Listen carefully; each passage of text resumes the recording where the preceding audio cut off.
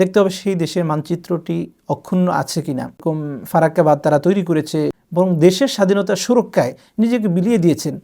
অরক্ষিত স্বাধীনতাই হলো মূল পরাধীনতা। আরেকটি বিষয় হচ্ছে বাক স্বাধীনতা। বঙ্গবন্ধু যে সমস্ত কারণে মানুষের কাছে বিতর্কিত এখন হয়ে আছেন। আসসালামু আলাইকুম ওয়া রাহমাতুল্লাহি ওয়া বারাকাতুহু। হামিদান লিযাতিহি ওয়া সালাতান লিহাবিবিহি ওয়া বা'দ।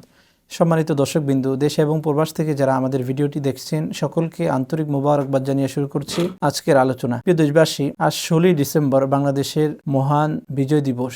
বাংলাদেশের স্বাধীনতার প্রায় 53টি বছর অতিক্রম হয়ে গেল। তো বাংলাদেশের স্বাধীনতার পর থেকে বাংলাদেশের জনগণ কি পেল এই স্বাধীনতায়, এবং এখনো বাংলাদেশের জনগণের জন্য কি অপ্রাপ্তি রয়ে গেল? প্রিয় দেশবাসী, একটি দেশের স্বাধীনতা অক্ষুণ্ণ থাকে কয়েকটি জিনিসের মাধ্যমে। দেখতে হবে সেই দেশের মানচিত্রটি অক্ষুণ্ণ আছে কিনা। আমাদের বাংলাদেশের স্বাধীনতার পর থেকে বাংলাদেশের মানচিত্রটি এখনো কিন্তু অক্ষুণ্ণ হয়নি। এখনো কিন্তু বহির্বিশ্বের, বিশেষ করে পার্শ্ববর্তী শক্তিদের বা শত্রুদের হাত থেকে আমাদের মানচিত্রটি এখনো কিন্তু মুক্ত হয়নি। তার কারণ হচ্ছে বাংলাদেশের যে বাংলাদেশের বর্ডার কিন্তু এখনো মানুষ মারা যাচ্ছে। বাংলাদেশের অসংখ্য এরকম পরিবার বর্ডারে এরকম নিহত হয়েছে। বাংলাদেশের সীমান্তে যে নদ নদীগুলো রয়েছে সেগুলোর দীর্ঘ অনেক মাইল কিন্তু এখন বাংলাদেশ থেকে হাতছাড়া হয়ে যাচ্ছে।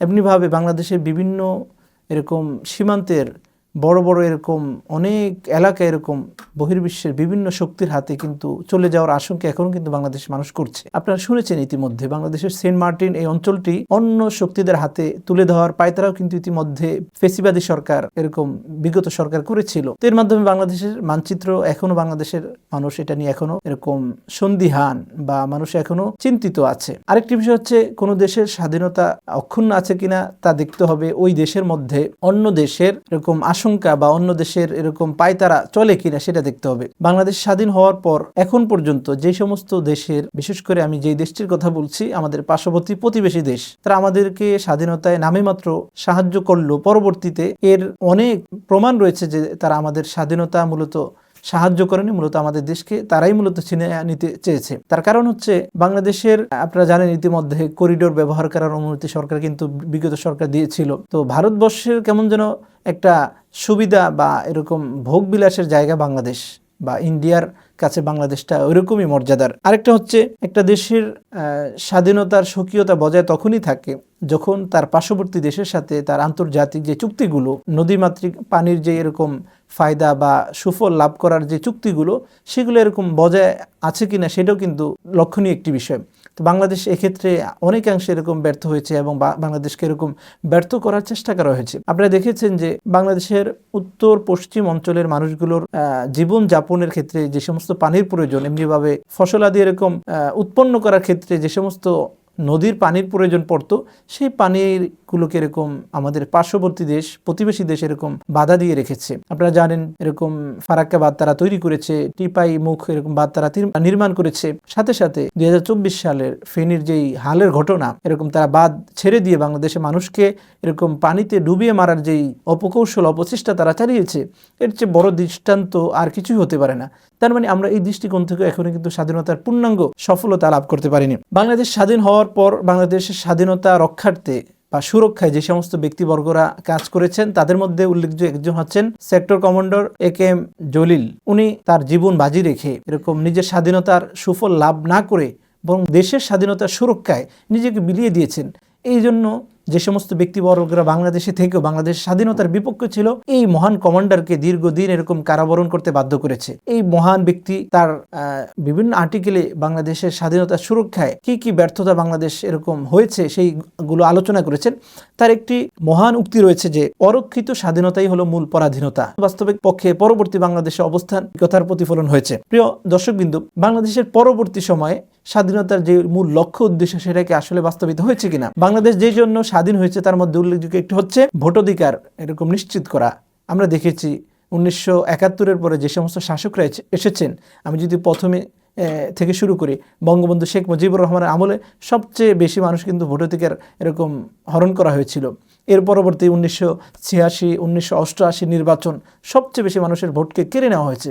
আর এর কাছাকাছি সময় যদি বলি 2014 সালে এবং এমনিভাবে 2018 সালের, আর আমাদের একেবারেই কাছের হাতের কাছে 2024 সালের এই নির্বাচনগুলো এর চেয়ে বড় আর কোনো দৃষ্টান্ত হতে পারে না যে মানুষের কিভাবে ভোটের অধিকারকে এরকম হরণ করা হয়েছে। আরেকটি বিষয় হচ্ছে বাক স্বাধীনতা। স্বাধীনতার পর মানুষগুলো যেই বাক স্বাধীনতা আশা করেছিল সেটা কিন্তু সবচেয়ে বেশি এরকম হরণ করা হয়েছে 1971 থেকে 1975 মাঝামাঝি সময়। আপনারা জানেন বঙ্গবন্ধু যে সমস্ত কারণে মানুষের কাছে বিতর্কিত এখন হয়ে আছেন, যদিও তিনি বাংলাদেশের স্বাধীনতার তার অনেক বড় ভূমিকা রয়েছে, এটা অনস্বীকার্য। এমনিভাবে তার স্বাধীনতায় যে কষ্ট ত্যাগ সেটা সকলের কাছে জানা এবং সকলের কাছে এটা স্পষ্ট।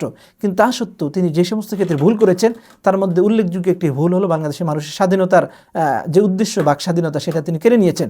বাকশাল তিনি কায়েম করেছেন, এমনিভাবে বিভিন্ন ধরনের এরকম আইন পাশ করেছেন যেটা কালো আইন নামে এরকম মানুষের কাছে পরিচিত লাভ করেছে। যদি আরেকটি দৃষ্টিকোণ থেকে দেখুন যে বাংলাদেশের পরবর্তী সময়ে মানুষ যে কারণে বাংলাদেশকে স্বাধীন করেছে তার মধ্যে উল্লেখযোগ্য একটি কারণ হচ্ছে অর্থনৈতিক, তার মধ্যে উল্লেখযোগ্য একটি কারণ হচ্ছে জুলুম নির্যাতন মুক্ত হওয়া। মানুষ এটাই চেয়েছিল যে স্বাধীন পরবর্তী সময় যেন মানুষ জুলুম থেকে মুক্ত হয়। পাকিস্তানিদের কাছে আমরা জুলুমের শিকার ছিলাম, কিন্তু স্বাধীনতার পর কি আমরা জুলুমের শিকার হইনি? এর উজ্জ্বল দৃষ্টান্ত আমাদের নগদ ফেসিবাদী সরকার হাসিনা সরকার আমলে কিন্তু আমরা দেখতে পাই। হাজার হাজার মানুষকে এরকম গুম করা হয়েছে, জেলবন্দি করা হয়েছে, হাজার হাজার মানুষকে এরকম হত্যা করা হয়েছে, এরকম কারণ ছাড়া এরকম ছাত্রলীগ বহু এরকম যুবককে পিটিয়ে হত্যা করেছে। তো এইভাবে জুলুম আমাদের উপর চলেছে।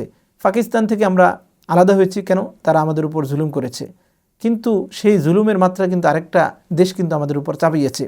তারাও আমাদের উপর বিভিন্ন ধরনের জুলুম করেছে, সেটা আপনারা বিভিন্ন গণমাধ্যমে জানতে পেরেছেন। আরেকটা স্বাধীনতার মূল লক্ষ্য ছিল অর্থনৈতিকভাবে আমরা যেন চাঙ্গা হতে পারি, এরকম যেন না হয় সমাজের এক শ্রেণী শুধুমাত্র তারা ভোগবিলাসিতায় লিপ্ত থাকবে বা তাদের এরকম অর্থনৈতিক উন্নতি হবে, আরেক শ্রেণী এরকম অর্থনৈতিকভাবে পিছিয়ে পড়বে। এটা কিন্তু বাংলাদেশের মানুষের স্বাধীনতার লক্ষ্য ছিল না। আপনারা দেখেছেন কোনো ব্যক্তি বিশেষের নাম উল্লেখ না করলেও যদি আপনি নির্দিষ্ট কোনো দলকে দেখেন, তাদের বড় বড় এমপি মন্ত্রী বিভিন্ন পদের ব্যক্তিদের অ্যাকাউন্টে কত কোটি কোটি টাকা তারা কিন্তু এরকম জমিয়েছে। বাংলাদেশ থেকে কত লক্ষ কোটি কোটি এরকম বিলিয়ন টাকা তারা দেশ থেকে পাচার করেছে। প্রিয় দেশবাসী, বাংলাদেশের মানুষ 1971 পরে আশা করেছিল ন্যায় বিচার পাবে। সেই ন্যায় বিচার কিন্তু এখন আমাদের বাংলাদেশে প্রতিষ্ঠা হয়নি। আদালত কোর্ট কাচারিতে মানুষ ন্যায় বিচার পায়নি।